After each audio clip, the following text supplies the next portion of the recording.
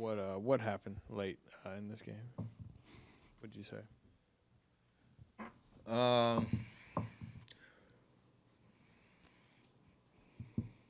We were up 16, 6 minutes left, or whatever it was.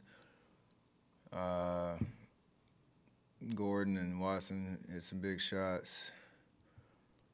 We got a little stagnant on offense. It's weird. I actually just watched the last 6 minutes. We were trying to like milk the clock on certain possessions and started to play a lot slower than we had the whole game.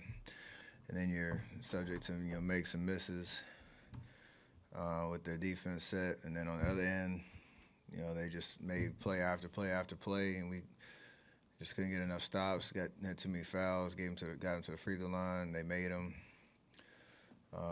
And then it comes down to a bad possession by me, obviously throwing that pass. CP's open at the top. Never know how that plays out. And then basketball gods took over from there with Jokic's shot. So tough way to finish, with how we played the whole game. Steph, you guys have like 5 of these games that you probably would have said you would have won. How do you explain a team with so much like championship experience, like not being able to handle this situation? Well, each of them are for different reasons. Like, we only have the King Sacramento game was a bunch of turnovers. This one was just one with subpar offense and defense for a sustained 5-minute stretch. The other games for different reasons. It's just the nature of the season right now. So I don't know. You don't want to be in a position where you're having to explain away bad losses, but that's who we are right now. Do you find yourself looking at your record and I don't know if it's a what if or whatever, but thinking what you could be if a couple of these? And does that help or does that hurt? It helps because it keeps you motivated that we are a good team. When you lose hope, like we're not there. When you lose hope in yourself as a team, that's when the conversation changes. We're not there. It's just it's frustrating because you do play the what if game and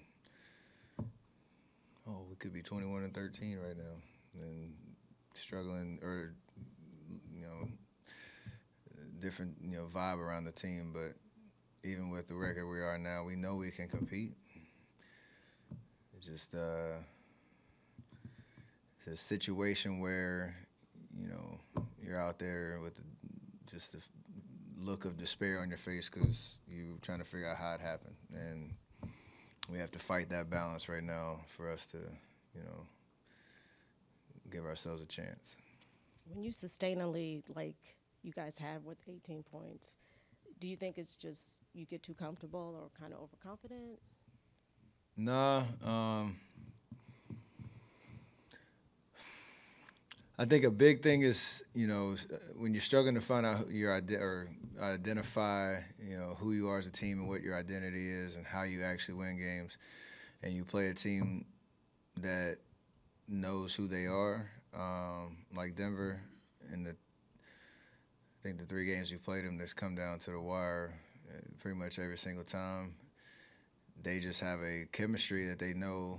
Whether they make or miss shots, they know what they're trying to do, and we haven't established that. So when things start going wrong, there's a little bit of looking around, and that's within our control to figure that out. But too many situations, like tonight, where you play a hell of a game and have nothing to show for it. Steph, you and this team have years of experience in clutch pressure situations. How are these situations different from the previous ones where your winning percentage or your success rate was probably a lot higher? I was probably just along the lines of what I just said in terms of like the closing lineup looks different for obvious reasons, and we haven't established an identity, and that's on us to do that.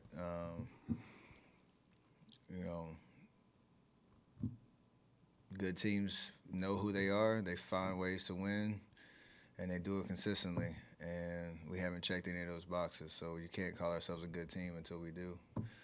No matter how much experience we've had, every year is unique and different because of the team that's you have and the challenges that team faces, our strengths and weaknesses that we've identified, and we have not figured out who we are and been able to prove it on a nightly basis. But like I said, there's still belief that we can. Clay was saying that, when Draymond comes back, the defense would be better, this will be better. How do you get past that in the meantime when he's not here?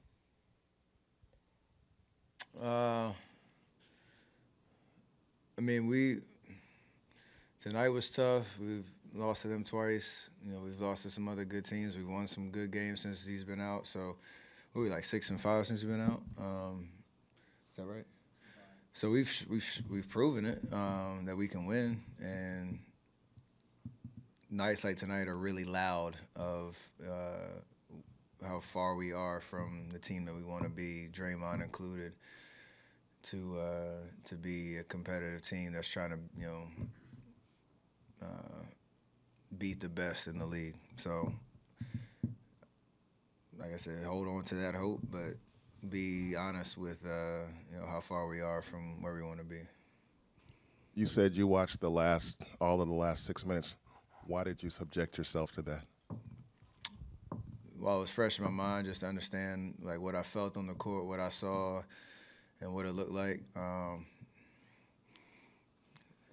That last possession, obviously that turnover I want back, but for the most part, it didn't feel like we were, not executing the way that we wanted to. It's just they, again, had their pet plays and knew who they wanted to get to, and guys made shots, and then it starts to feel like, oh, the tide is turning, and you have to try to do something about it. And then, I had a couple late clock, like busted play shots that if one of those goes in, you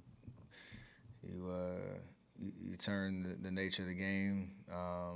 CP had a shot at the top of the key. If that goes in, Clay had a runner. If that goes in, you start to look at the what-ifs. But I think I watched it more so that when I wake up, I can just worry about Detroit and not think about tonight. You guys scored, when Jamal went out midway through the third quarter, you guys closed with like a 26-10 run after he left. Your defense was really good. How much of that was him being off the floor, and how much of it was you guys just cranking up the defense and being unable to sustain it in the fourth?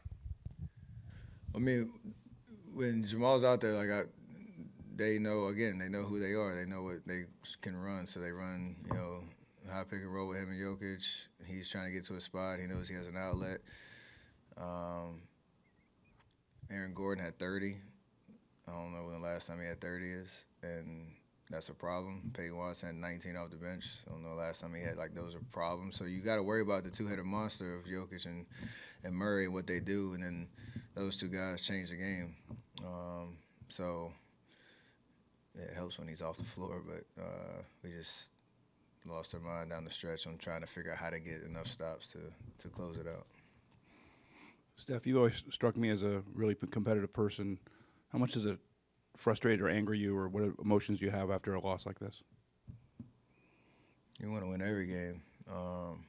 Some are a little easier to swallow than others. This one is you don't want to lose a lot of sleep over it because you got to play again tomorrow, but, we've been in these situations for countless years and have been on the better side of it more times than not, so it's tough for sure. Where did you watch the last 6 minutes? Just like on your phone while you're getting treatment, or how did you do that? Yeah, on my phone. NBA app.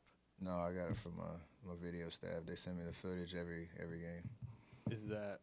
Have you done that this year? Have you watched it immediately post game? No, not right away. Usually when I get home before I go to sleep. Gotcha. Cool. Thank you. Appreciate that.